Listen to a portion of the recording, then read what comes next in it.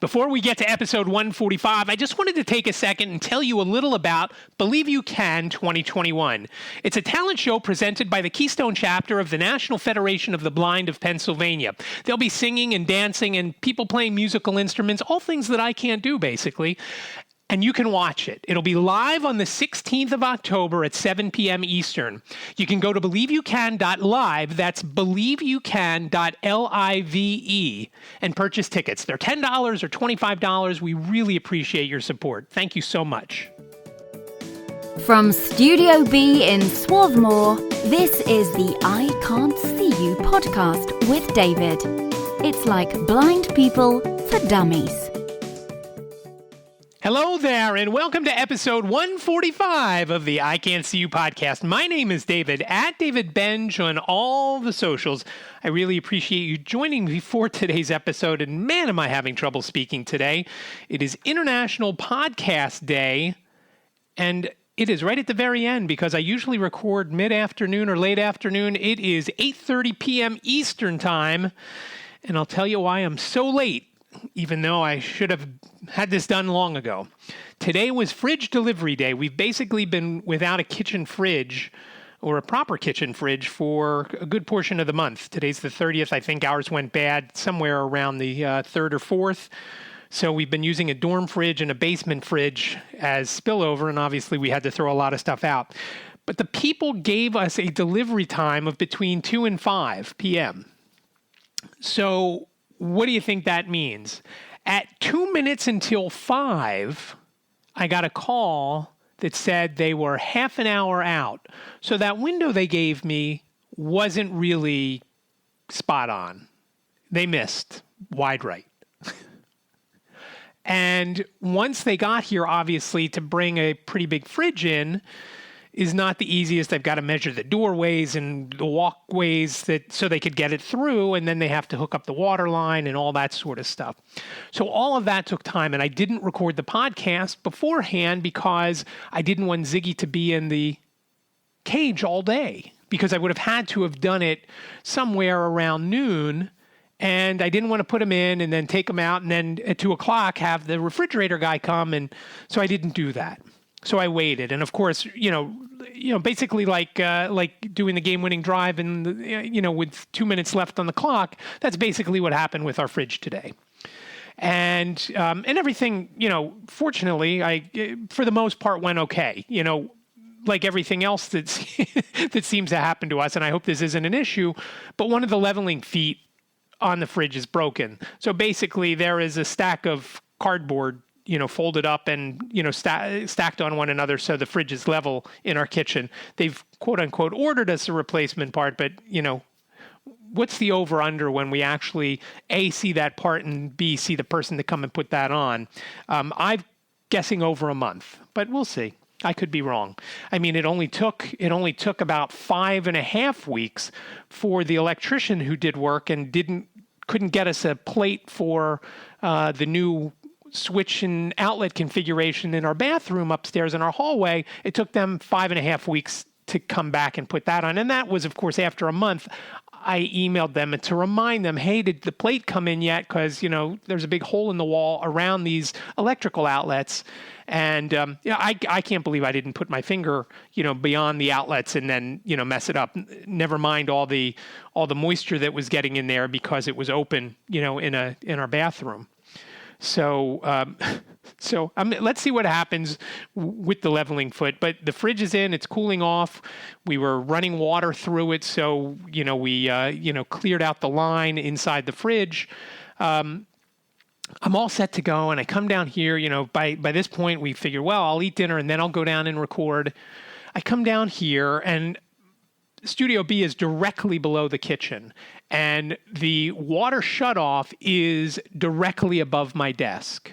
So when I got down here, my desk was coated in drywall bits and whatever's above the drywall that came down once, they shut the water off to put the new fridge on. So again, delayed by something else. And, before that, there were other missteps where I was holding a container of salt completely open. And as I've mentioned before, with the psoriatic arthritis, I don't have the greatest feelings in my hands. Feeling in my hand. I guess they have feeling, and right now they're melancholy. And so I dropped the whole container of salt and spilled out all over the counter, all over the floor. And so that, of course, another thing to delay me. But here I am now, and we're recording, and I have some outstanding news that no one will really care about but me and 11 other folks. And that is that I am top of the table in first place in the All Blind Football League. It's hard to believe. I beat the commissioner this past weekend. It was a close one because we both had players on Monday night. I had the Eagles quarterback, and he had a miserable game, but fantasy-wise wasn't horrible. And Brian, the commissioner, had Dak Prescott, so you'd think, oh, Cowboys rolled. Prescott did great, and Jalen Hurts did nothing, but actually Jalen Hurts and Prescott had around the same numbers. And then I also had CeeDee Lamb, and Brian had Devontae Smith. So it worked out for me. It was a close game up until then. I ended up winning by, I want to say 26 points or something like that. So I'm 3-0, top of the table. I am, if I were to lose next week, in third place in points. I'm about 20 points behind the person who has the most points. So it's very exciting. If you don't believe that I am top of the table, you can head over to Instagram. That's Instagram.com/DavidBenge, or just search David Benge and you will find me. I have posted an image. And I've got great news. As the clickbait title of this episode says, I'm going to teach you how to help blind people see. Okay, not really, but you know where I'm going with this. So stick around. After I get done some other things, I'll tell you how you can help blind folks enjoy Instagram. And it is very important because nothing is worse than somebody posting an image and just with the caption, "This is hilarious." Well, what is it? I have no idea what it is. I don't know. So stick around for a little bit, and I will get to that in a few minutes. Before I get to that, though, I did want to talk a little about some issues with my eyes. Obviously, you know that I have a ton of issues with them. I've had, and I was thinking about it the other day. I can't remember how many surgeries I've had. I'm either at 18. The next one will be either 18 or 19. Not quite sure. I kind of think it's 19, but I don't remember. I know that up until 1980, when I had a trabeculectomy in May of that year, I believe that was number 12. And again, that's even a little foggy. It might have been 11. It might have been 12. And the majority of them have been on what is my good eye, which is my left eye. And my right eye, as I've mentioned, has, I used to think had light perception, and maybe back in the day it did, but it has, it's nothing. I can't tell sunny, dark, can't tell anything out of my right eye. And it's always been, for the majority of my life, the goal to save whatever vision I had in my left eye. And over the course of the last 20 or so years, 18 years, I've had a trabeculectomy. I've had not a full thickness cornea transplant, a partial thickness, not full thickness. I forget what it's called. Basically, it's partial. It's the endothelium was replaced, and the rest of the cornea was, left alone. And that, it seems to be where the trouble is lately. And with that, I've been thinking about, what's going to go on. And, it's been so bad some nights that, when I'm on the computer, I can't see. Even zooming in, and even with reading glasses, I can't see things that I can't normally highlight. Like I've mentioned before, I use something called text-to-speech. I don't use VoiceOver on my computer because as I've also mentioned before, VoiceOver on the Mac, it's basically like relearning how to use, all the different functions. Obviously, you're not using a mouse because you can't see a mouse. And that's, of course, always been an issue with me. Looking at my computer right now, my mouse, I have the biggest pointer possible on there. That's part of the, Mac operating system, the accessibility features. And you can go into that if you go under, system preferences and look for accessibility. You can see all those things, including VoiceOver and a few other things. But the other night, I guess it was one day last week, I was having trouble, going to, you can't, to highlight a link to use text to speech, you can't click on it, obviously, or it will take you to wherever that is. And if it's, something that's spammy, obviously, I don't want to go to. So, usually have to click next to it, double click next to it to highlight it. And that's what I've been using, because I just have never fully learned, as I've mentioned, before the fantasy football draft, I've never fully learned VoiceOver on the Mac. It's easy on an iPad or a phone, because while you don't use a mouse, you can drag your finger around the screen and, listen to what you're, look for what you're, listen to what you're looking for. Obviously, with a computer, my computer is not touchscreen, so, you have to use the keyboard, and there's all sorts of different, functions and whatnot. I learned JAWS, which is a Windows program to a screen reader.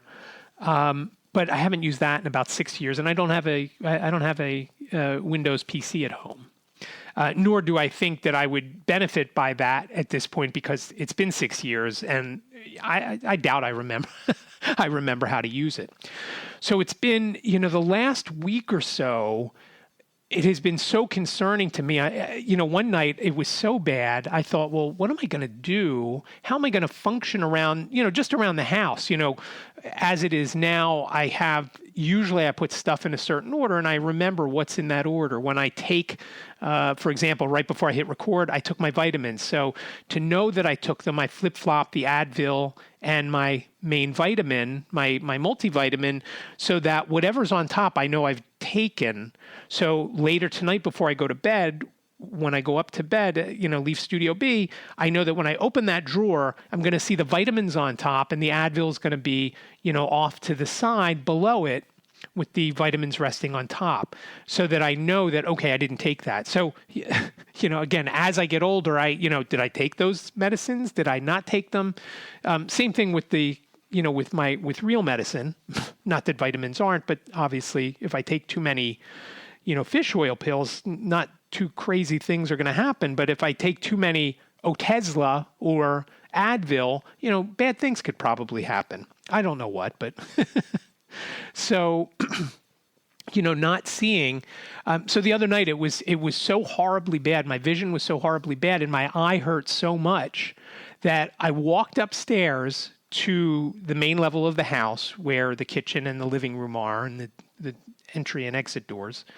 And I had to take it's called Miro 128. It's basically like a saline drop, or very salty. It stings a lot. Imagine when you're in the ocean and, the salty water. And again, I know the ocean, especially if you're, down the Jersey Shore, has more than, than just salt in it. But imagine how it stings when you get that in your eye. This stings like that.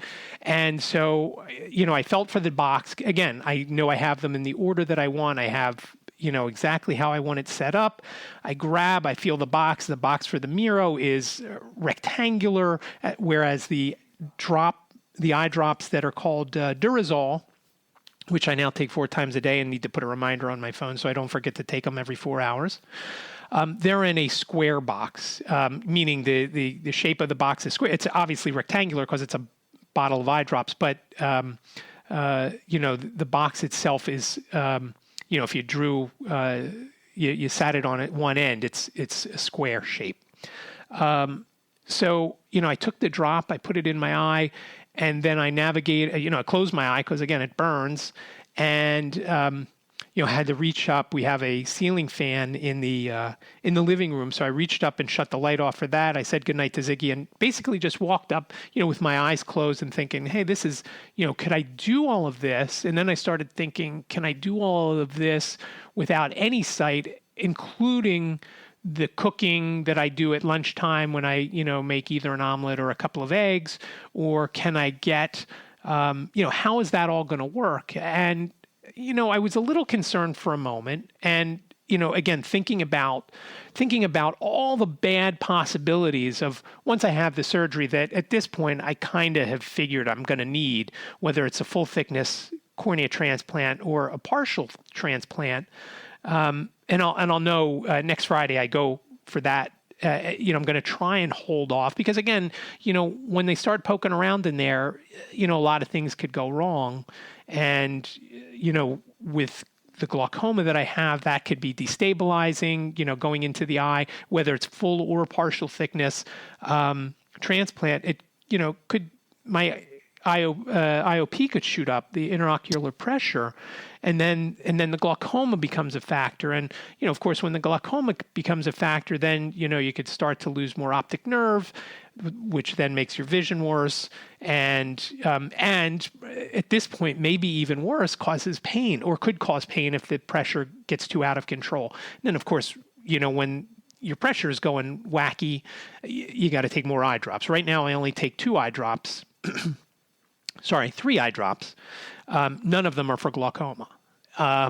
So I have all those thoughts. And for a moment I thought, well, it's probably wouldn't be complete blindness if everything went, well, I mean, I guess if things went horribly wrong, it could be complete blindness, but more than likely I'd still have a little bit of sight.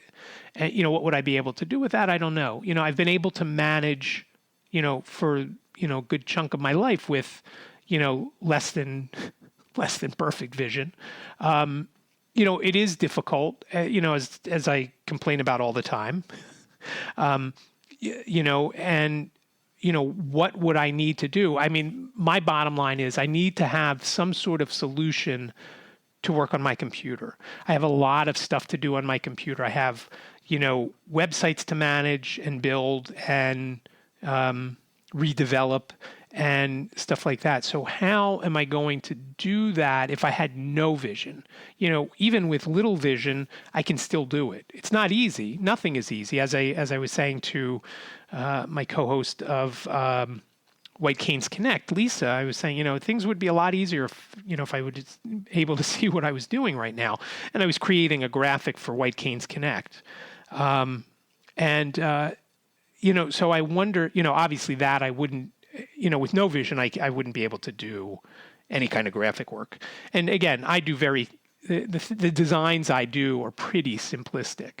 The most I've done lately has been the White Canes Connect logo, which, if it were done by an actual, full blown, hey, I may actually make decent money at this graphic designer, it is not that quality. It's decent quality, and I'm pretty particular with, spacing and stuff like that. And a couple of the letters are spaced not exactly the same, and it bothers me. But I just can't get it exact. And so obviously all that stuff would be out. But my hope would be to do more than just be able to enter, blog posts and videos and things like that. And I've got more confidence from, for example, editing. I don't really edit this podcast. I do to a degree, but unless something crazy goes on, I treat this like it's a live show and go from there. There are times I will hit pause if I have to cough a lot or something. But for the most part, I hit record and I just go. Now, tonight when I hit record, I had to do the beginning a couple of times. And when I say the beginning, not the intro where I talked about Believe You Can, the beginning where I say, hello there and welcome to episode 145. The words just weren't coming out right. And I think it's, I've just been so frustrated today with all the nonsense that's been going on. And, I was so mad when I came down here and saw all the crap all over my desk. And I'm sure my computer screen has a film on it or dust on it from the stuff up above, that once I get done, I'll have to clean the office, and take care of that because, I know I could feel it on the floor. And after a while, as I sit down here, I start to breathe it in and it, it just makes me nuts. So I've been wondering what's going to go on and when's the best time to have the surgery? When will I have it? And again, I'll know more next week, when I sit down with the doctor and she tells me, hey, things look the same in your eye, we've got to schedule something. Do I schedule it around Thanksgiving? Because, Liz will probably need to, to stay home a couple of days? Do we schedule it, around then? Do I schedule it over her winter break? If we schedule it over her winter break, the beauty of that is, and this is going to sound dumb, and, I was thinking, over the summer, I said to Liz, it's the bar mitzvah for the replacement part of my cornea. I've had it for 13 years on December 8th. And then I started wondering, would it be a bar mitzvah? Because the tissue came from a woman, a 69-year-old woman. But, for me, it's 13 years. December 8th will be 13 years since I got that tissue from the 69-year-old woman. So just imagine, most of me is now, or on that date, will be 57 years old, except for that portion of my cornea, which will be 25 years older, which sounds crazy. And as the doctor had told me, she said, it's never permanent. There's always, you're always going to, at some point, need to replace that. And sometimes they take, and sometimes you have it replaced right away. A friend of mine actually had to have another one, have it redone fairly soon after having the first one. Also, with the surgery that I had back in 2008, only being partial, when they do just the partial, they basically just put a little hole in your eye and then take the tissue that needs to go into your, behind your cornea, and then it's kind of like folded up, and then they put it in there, they shove it. Oh, I just hit the microphone because I'm, as you can not see me since I'm just recording on audio, but I'm doing the hand motions. They shove it in there and then unfold it and then, attach it to the rest of the cornea. And, so with the open, full thickness, they basically take a thing, imagine a cookie cutter, and, put it down and cut that portion out, and then put the new cornea and all its goodness in the space, and then, attach it. So it's, a lot different. And there's, obviously a lot of additional things that could go wrong. The good part is, because of the surgery that I had prior, there was a fold when they, it didn't unfold completely, or when they put it, when they folded it up, there was a crease in it. And I guess they don't have steamers that tiny to go in there and steam it out. So, even though I had better vision, I always had this, this little, I don't know what you would call it. A little weird section when I looked at that specific area of my eye, things were distorted. And again, even before that surgery, I was still well beyond legally blind. So it's not like it made that much of a difference. It made a difference because, as one of my doctors said, Dr. Garg said, when you have 20% of your vision and you lose a couple of percent, it's a big deal. When you have 85% of your vision and you lose a couple percent, you don't even notice it. So, so that's been an issue. So one thing in me, and I'm always, again, I've had, quite a few surgeries, half of them since I was a toddler. So whenever I've had surgery scheduled, I've always had these fantasies of, hey, I'm going to have this surgery done and I am going to see great. I'm going to be able to go to a Phillies game and, watch the ball, be able to follow the ball, or go to a Flyers game and be able to follow the puck. Obviously, that is obviously a fantasy, never possible with the surgeries. All of the surgeries that I've had in my life, the 17 or 18 of them so far, have all been to maintain my vision and stop it from going bad. And again, we're down somewhere around, 15, 16% of, what your vision is if your vision is, 20/20. And that's, again, only in the one eye. My right eye, there's, if somebody said, hey, you know what, I have this device that not only would allow you to see again, but can do this and that and the other, I would absolutely go for it. And I don't know that there's many folks, who can't see, whether they're blind or visually impaired to a degree where it affects, their quality of life and their everyday living. For example, I love the show Escape to the Chateau. And if you haven't seen it, it's this English husband and wife that searched for a chateau in France that they could rehab, and they got this one that was basically falling apart. It is so awesome looking, though. And they restore it, and then they have events there, weddings and whatnot, and other parties and things like that to basically pay for it, because they're so expensive to upkeep, even though they got it for less than 400,000 euros.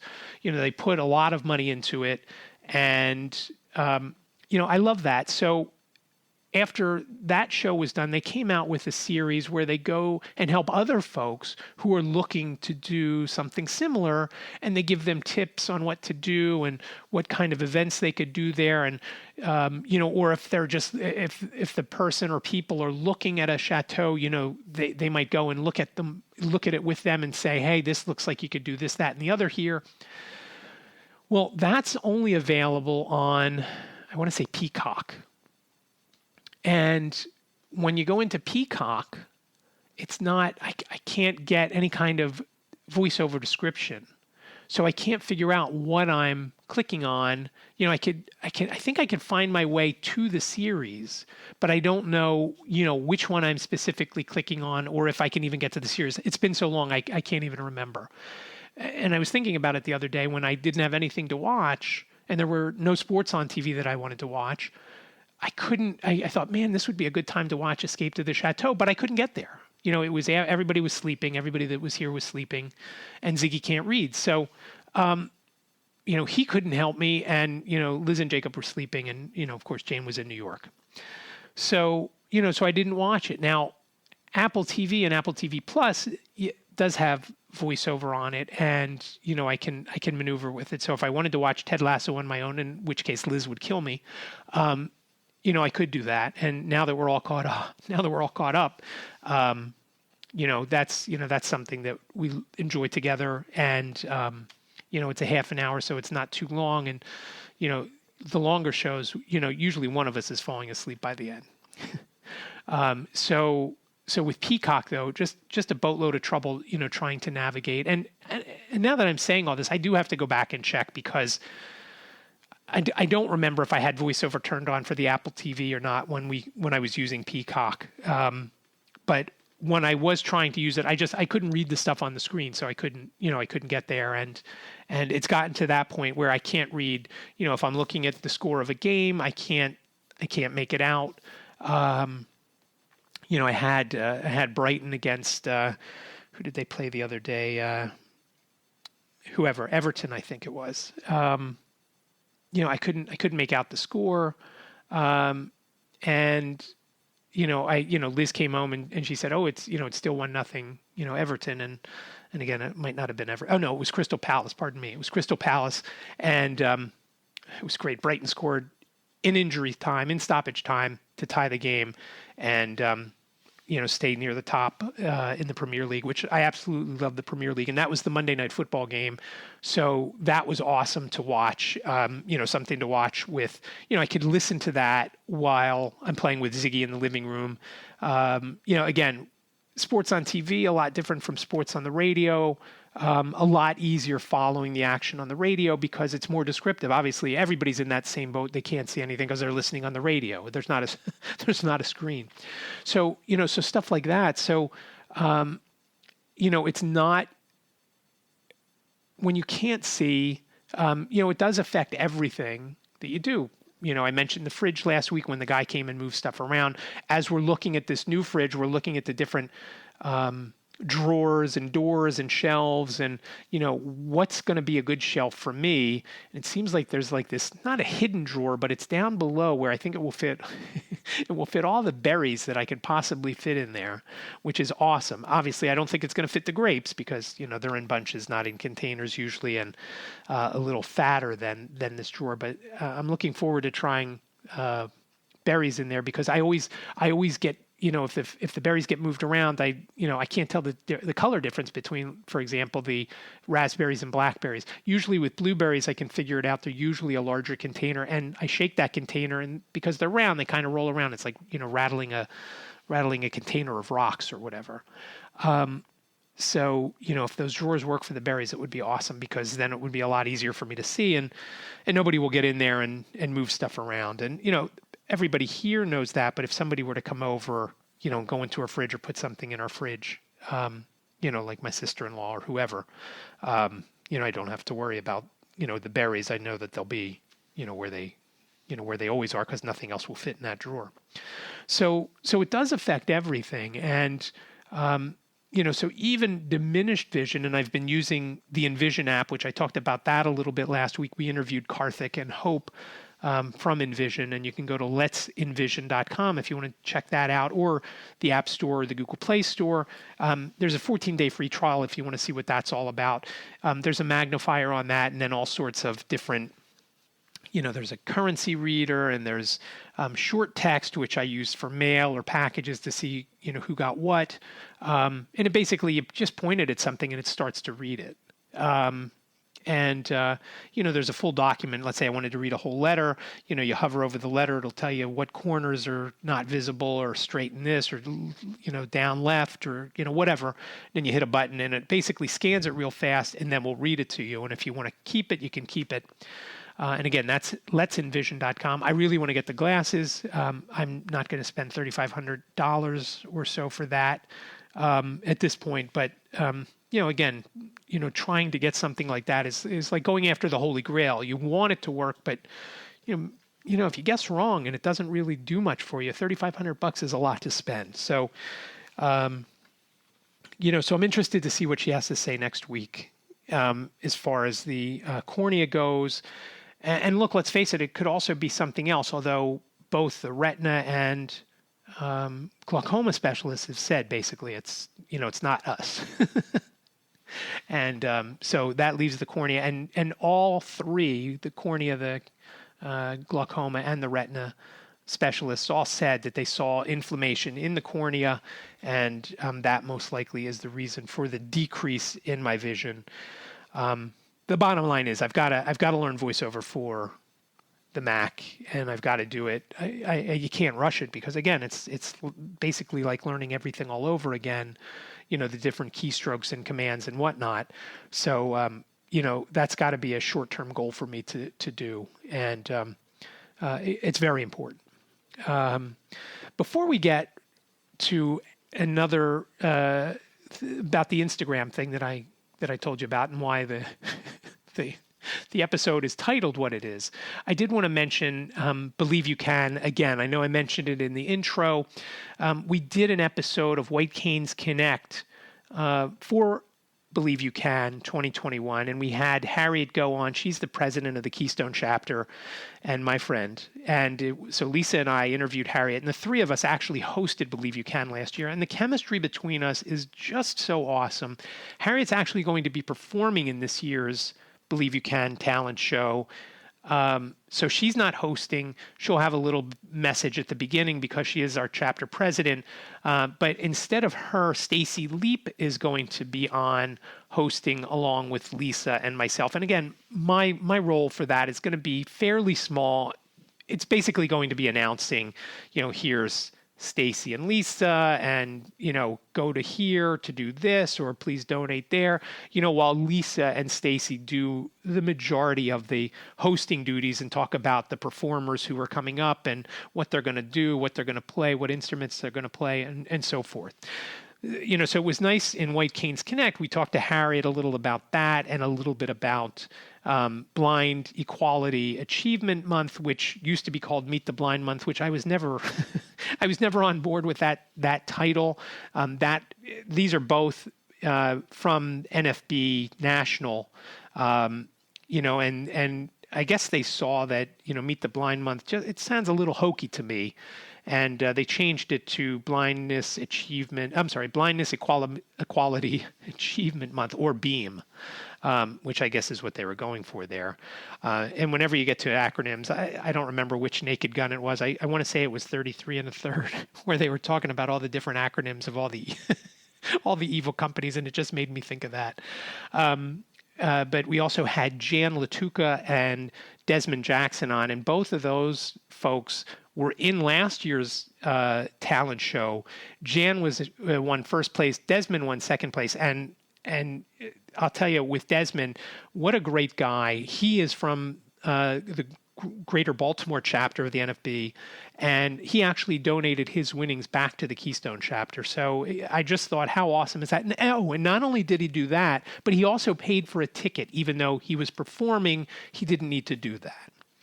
Just awesome. Just an outstanding guy. He plays the saxophone. Jan plays the piano. Actually, they should probably get together and maybe do a song. But they were on. They gave some insight on basically how they started in piano, and both of them actually started in piano back when they were kids. Desmond, a few years ago, picked up and wanted to learn to play a saxophone, so he was able to learn that. And a very similar story. Harriet had a similar story. She's going to play the violin, and I was interested in finding out how she came about to learn the violin. And same thing goes. She started out in piano when she was a kid and has always wanted to play the violin. And less than a year ago, she started to take violin lessons. And it made me think of back when I was a kid. I was in second grade. I wanted to play the violin. I'm not sure why. I guess I thought that was cool. And maybe it was. Maybe it wouldn't have been. It would have been nice to play an instrument. But of course, I couldn't see the music. And, my parents didn't know what else to do. The school didn't know what to do because I was learning at school.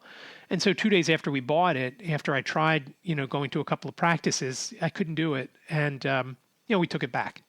And that pretty much, other than learning piano when I was a teenager for a couple of years, and even again, I guess when the kids took piano lessons, I took piano lessons for a little bit. Again, the sticking point is I don't know Braille and I can't see the sheet music.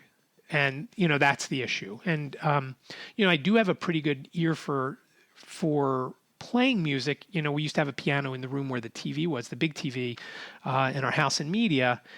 And I say big TV because it was a big TV even to today's standards, because it was the rear projection, if you remember those. So, it was around 2.5 feet thick. And it was this big, ginormous unit. It wasn't flat screen or anything, and you couldn't hang it on the wall. You could barely get it through. You had to put it in a pickup truck to have somebody cart it away. We had to beg somebody to come and take it off our hands, and finally somebody did. We didn't even get any money for it to get rid of it, because at the time, everybody was going to the LCD TVs, and who needs this big monstrosity?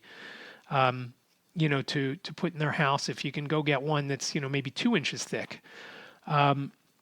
So we had a TV in that room, and the piano was in the back part of the room. So when I would hear something, I'm like, oh, that sounds interesting. I wonder if I could play that. And I would go over to the piano and try and play it. And, now with the psoriatic arthritis as bad as it is, there's no way I could even do that. So, I'd love to be able to play or sing that people wouldn't want to kill me over. In fact, I said to everybody on the podcast on White Canes Connect, I said, if I did this, people would pick me because they would think, man, that guy needs some lessons. And if we're going to hear him again, he's got to be better. So let's let him win so he can take that prize money and go and buy some lessons. So watch for that episode coming up. I think I'm going to have to first put it on the White Canes Connect website as opposed to the web page that is on the National Federation of the Blind of Pennsylvania's website. It just takes a long time for things to get on there. And obviously there's a shelf life of that episode. We need it to air long before Believe You Can airs, so people go and buy tickets. So again, you can buy tickets to Believe You Can 2021. Go to believeyoucan.live. That's believeyoucan.live. And a funny story behind that domain name, believeyoucan.com was taken. And so when we were looking around, I was looking at different names, and I threw some out there to the folks who were on the committee to come up with this event, last summer of 2020. And I recommended doing believeyoucan.live for a couple of reasons. The main reason being, it's a live talent show, so it fits.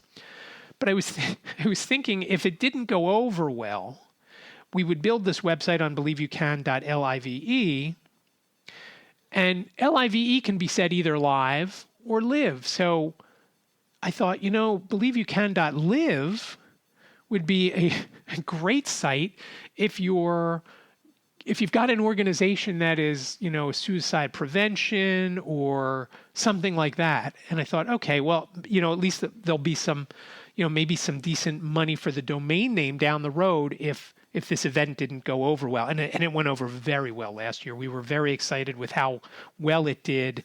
And, we're hoping for even better things this year. Whether that happens or not, that obviously remains to be seen. But you can help out by going to believeyoucan.live and buying tickets. They're $10 or $25. The $10 is an individual ticket. The $25 if you're going to be watching with a couple of folks. And we do appreciate it if you do make those purchases. And come October 16th, you would then get a link to go to watch the event. And then at the end, you get to vote on who your favorite performer is. And same thing as last year, top 3 performers win money. First prize this year is up to $150. Second prize is $100, and third prize is $50. So very exciting and good news about that. And I'm really hopeful that we make it a better event over last year, and we just keep building momentum.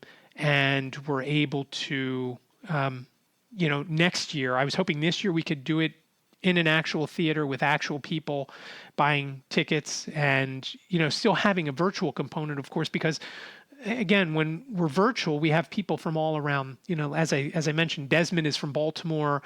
We have somebody from Virginia. And there's somebody, Lisa mentioned somebody else from not around the corner. In suburban Philadelphia or Philadelphia proper. I mean, states away, maybe half a country away. I don't remember where. I don't remember if they were from Chicago or further west. But that part is very cool to have folks from around. And they could be from anywhere, really. Last year we had some folks from Canada in the talent show and stuff like that. So again, go to believeyoucan.live. And please purchase a ticket. Tickets are, like I said, $10 or $25 until the 9th of October. After the 9th, so from the 10th through the day of the event, tickets go up by $5 each. So it would be $15 or $30. We did have a lot of last-minute ticket purchases last year, so we're hoping to get more folks to buy beforehand so we can gauge on what we're going to need to do. And as I mentioned, I will be announcing, and Stacy and Lisa will be hosting. Should be a lot of fun. And I will also be the one working some of the stuff on Zoom to help Joe out. Joe is the technical mastermind behind stuff, and he is also the vice president of the state affiliate. So, and he's just really good with that. In fact, he's writing the plugin for the voting of the event. So we're excited for it. And again, I hope you go to believeyoucan.live and purchase a ticket or several. And again, I'll talk more about that, and we'll have an episode. I'm not sure. I guess it will be next week's episode. I will talk to Lisa and Harriet about Believe You Can Live, and they can go into it a little bit more. And that should be another good episode. Lisa and I just have a great chemistry as hosting the other podcast together. It just works out really well. And that other one, co-hosting it with her is just, it's great. We just, play off each other very well. And, we've had a lot of great guests. It's not a solo show like I'm doing now. All the episodes have a guest or multiple guests. I think the only one where we only had one guest was Stacy was on one of the episodes. It might have been our first one. Lynn Heights, who is the president of the NFB of Pennsylvania. She was on, and Lisa and I talked to her, and then Lisa and Stacy were on. So again, BelieveYouCan.live, buy a ticket, please. Okay, now I know you've been waiting to figure out how you can help blind people see, and really you can't. I know you think you have those special skills because I've been teasing them this whole time. But what you can do is help people who are blind and visually impaired enjoy Instagram. So if you've got an Instagram account, please do this when you upload an image or multiple images. When you're going through the whole thing and you figured out what image or images you're going to do, you do all the filtering. And once you get through that filtering, you get to the point where you get to where it says, I think it says new post. And at the bottom of that page, it says advanced settings. So you tap on advanced settings, and then at the bottom of that first page, you'll see it says accessibility. Right below that, which you kind of have to scroll a little bit to get to it, it says write alt text. So once you get to advanced settings, look for accessibility, and then right below that, scroll up a little bit, and you'll see write alt text. Tap on that, and then you'll come to a page where if you're just doing one image, you'll see that image to the left of the screen, and on the right, you tap and you can enter a description. You can type as little or as much as you want, but remember, if somebody can't see the image and your caption is, "This is really hilarious," you've got to describe what's going on in the image. Now, if it's just a basic image, let's say I'm standing outside in the yard in front of an evergreen tree, when I would post something like that, it might say something like, I'm standing in front of an evergreen tree, and that might be all you need to know. Some people might want to know more. So you might want to say, I'm standing in front of an evergreen tree that is 8 feet tall or 6 feet above my head, whatever. And on green grass, it's a beautiful day. There's only a few white puffy clouds in the sky, and the sun is shining. And I'm wearing a black T-shirt and blue jeans and sunglasses, let's say. Again, it could just be I'm standing, Joe is standing in front of an evergreen tree, or Joe is standing in front of an evergreen tree on grass.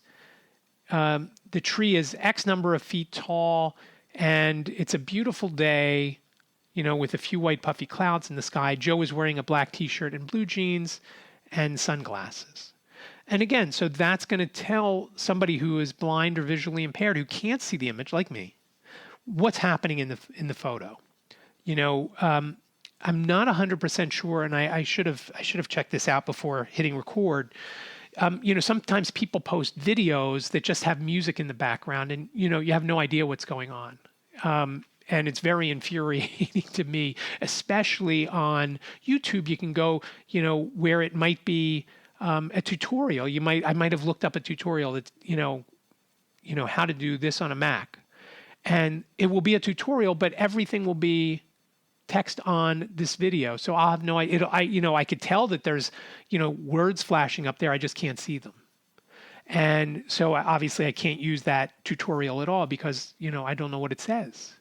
Why they can't just also provide a voiceover with that, I don't know, but whatever. So I don't know, for example, if I were to post a picture of Ziggy racing around the yard, I don't know that I could add alternative text to that.